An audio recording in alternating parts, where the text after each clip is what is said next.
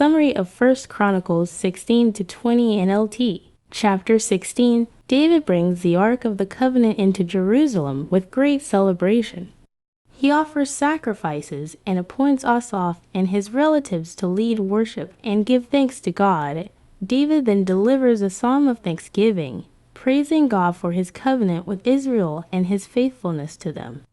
This chapter emphasizes worship, gratitude, and the importance of God's presence in the life of Israel. Chapter 17. David expresses his desire to build a permanent house for God, but the prophet Nathan informs him that God has other plans.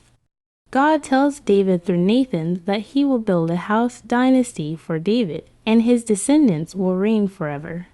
This promise is known as the Davidic covenant, highlighting God's faithfulness to David's lineage.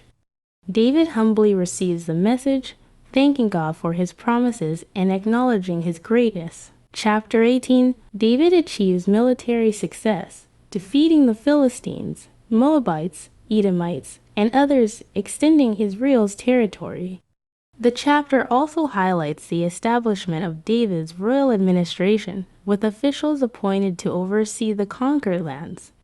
David's victories and consolidation of power reflect God's continued favor on him. Chapter 19. David seeks to show kindness to Hanan, the king of Ammon, by sending ambassadors to comfort him after the death of his father. However, Hanan's officials insult David's men, leading to a war with the Ammonites. David, with Joab as his general, defeats the Ammonites and their allies, the Syrians. This chapter shows how David's desire for peace was met with conflict, but God gave him victory in battle. Chapter 20. David and his army continued to secure victories.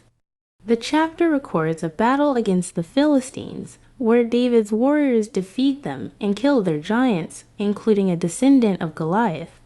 David's men show great courage in these victories, and the chapter highlights the ongoing military success of Israel under David's leadership. These chapters emphasize David's reign as a period of divine blessing, marked by victories, God's covenant promise, and the establishment of a strong kingdom. They also highlight the central role of worship and God's favor in David's life.